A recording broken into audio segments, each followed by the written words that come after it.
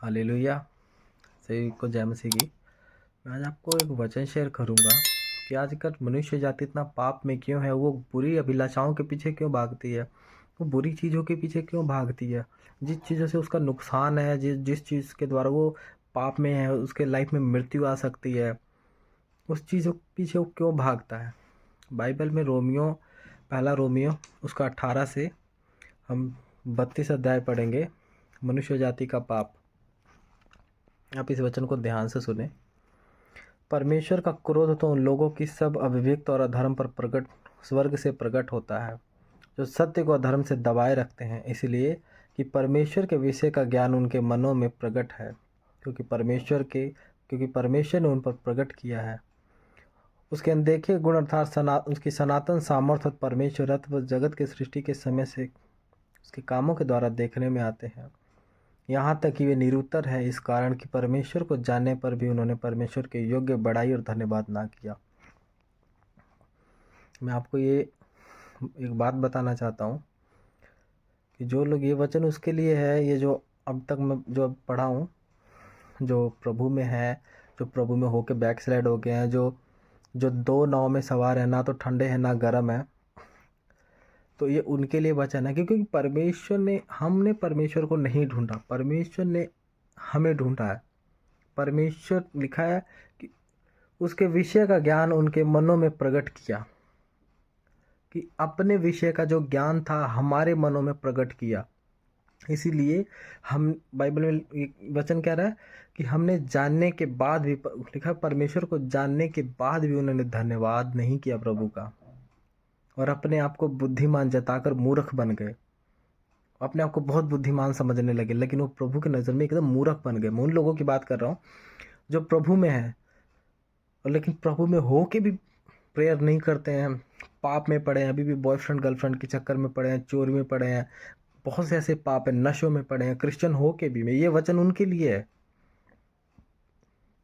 जो प्रभु को जान के भी प्रभु की बड़ाई नहीं करते।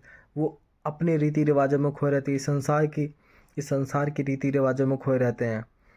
सोचते हैं कि, और स्टेटस, अपने फ़ोन में स्टेटस भी लगाते रहते हैं, अपने फ़ोन में स्टेटस भी लगाएंगे प्रभु का और लोगों को दिखाएंगे कि हम एक क्रिश्चियन है। लेकिन उनकी असल सच्चाई तो प्रभु ही जानता है कि वो किस तरह से हैं और किस तरह से प्रभु में वो चलते हैं।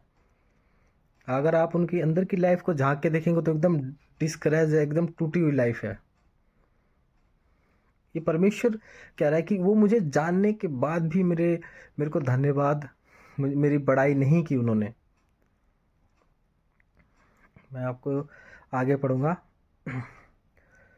वे अपने आप को बुद्धिमान जताकर मूर्ख बन गए और अविनाशी परमेश्वर की महिमा को नाशवान मनुष्य और पक्षियों, चौपायों और रेंगने वाले जंतुओं की मूर्ति की समानता में बदल डाला।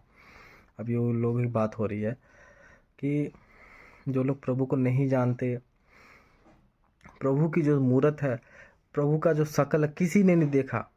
लोगों ने उसकी वचन कह रहा है कि अविनाशी परमेश्वर की महिमा को उन्होंने छेड़छाड़ किया। अविनाशी परमेश्वर की महिमा को छेड़छाड़ करके उन्होंने परमेश्वर को नाशवान चीज़ों में बदल डाला। पक्षियों का रूप धारण करवा दिया, मूर्ति बना दी पक्षियों की, सांपों की बना दी, और चौपायों की, रेंगने वाले बहुत से जंतुओं की उन्होंने मूर्त बना के उनकी उपासना की, उनकी पूजा की। ये वचन कह रहा है, ये वचन इसमें कह रहा है। क्योंकि अगर मैं आपको एक रियल बात बताता हूँ, अगर आपने कभी अपने बाप को नहीं देखा, अगर मैं आपको बोल रहा हूँ, अगर आपने अपने बाप को कभी नहीं देखा, कभी आपने अपने बाप को नहीं देखा, तो आप ऐसे कैसे उस बंदे की, उस जो आपका बाप है उसके आप फोटो बना के आप उसको अपना बाप मानेंगे। आप आप प्रभु की शिक्षाओं पे चले। आप एक इंसान है, आप, प्रभु ने आपको बुद्धि दी है, और लिखा है इस कारण परमेश्वर ने उन्हें उनके मन के अभिलाषाओं के अनुसार अशुद्धता के लिए छोड़ दिया कि वह आपस में अपने शरीरों का अनादर करे। बाइबल कहती है परमेश्वर ने उन लोगों को अशुद्धता में छोड़ दिया ताकि वो लोग आपस में एक दूसरे का अनादर करें। क्योंकि मैं भी परमेश्वर की संतान हूँ, आप लोग भी परमेश्वर की संतान है। हर एक मनुष्य जाति परमेश्वर की संतान है। परमेश्वर ने सबको अपने हाथ से बनाया, सभी मनुष्य जाति को, चाहे वो बुरा हो चाहे भला हो चाहे वो पाप में हो, परमेश्वर ने सबको अपने हाथ से बनाया। तो वो वचन कह रहा है कि उन्होंने आपस में एक दूसरे का अनादर किया, क्योंकि उन्होंने परमेश्वर की सच्चाई को बदलकर झूठ बना दिया और सृष्टि की उपासना और सेवा की, ना कि उस सृजनहार की जो सदा धन्य है। आमीन, हालेलुया। इसलिए परमेश्वर ने उन्हें नीच कामनाओं के वश में छोड़ डाला, यहाँ तक कि उनकी स्त्रियों ने स्वाभाविक व्यवहार से उससे जो स्वभाव की विरुद्ध था बदल डाला। वैसे ही पुरुष भी स्त्रियों के साथ स्वाभाविक व्यवहार छोड़कर आपस में कामातुर होकर जलने लगे, और पुरुषों ने पुरुषों के साथ निर्लज काम करके अपने भ्रम का ठीक फल पाया। वचन कहता है परमेश्वर ने उनके मन के अनुसार उन्हें छोड़ दिया, वो लोग पाप में पड़ गए।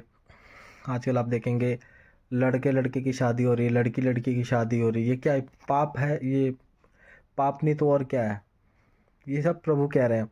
जब उन्होंने परमेश्वर को पहचानना ना चाहा तो परमेश्वर ने भी उनको निकम्मे मन पर छोड़ दिया कि वे अनुचित काम करें। परमेश्वर जब उन्होंने कभी भी एक सच्चे परमेश्वर को कभी बैठ के विचार नहीं किया कि हम कैसे बनाए गए हैं, जो हम दिन रात सोते हैं, उठते हैं, बैठते हैं, हम जीवित हैं, जो हमें खाना प्रदान करता है, जो हमें हर एक वस्तुओं से हमें तृप्त रखता है, हमें हर एक चीज़ से भरपूर रखता है। कोई तो है जो हमारी रक्षा करता है। जहाँ भी हम जाते हैं, बाइक पे, गाड़ियों में, ट्रैवलिंग में, जहाँ भी हम जाते हैं, प्रभु हमारी रक्षा करता है। वो इंसान कभी नहीं सोचा उसने, इसलिए परमेश्वर ने उनके निकम्मे मन पे छोड़ दिया कि वो लोग पाप में गिरे रहे। लिखा है इस प्रकार परमेश्वर ने उनको निकम्मे मन पर छोड़ दिया कि वे अनुचित जो सही काम नहीं वो काम करे वो।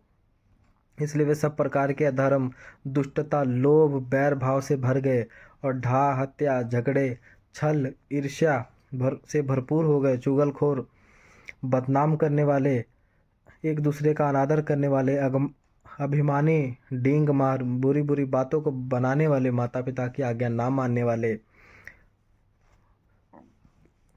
निर्बुद्ध, विश्वासी, माया रहित।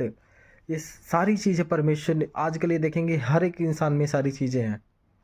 इसीलिए वे तो परमेश्वर की विधि को जानते कि ऐसे ऐसे काम करने वाले दंड के योग्य हैं, और ऐसे काम करते भी हैं और करने वालों से भी प्रसन्न होते हैं। जब आप मसीह में नहीं थे तो लोग आपको बहुत अच्छा कहते थे, लेकिन जब आप मसीह में आए, जब आप प्रभु को मानने लगे तो लोग आपको भला बुरा बोलने लगे। इस चीज़ को आप देखिए।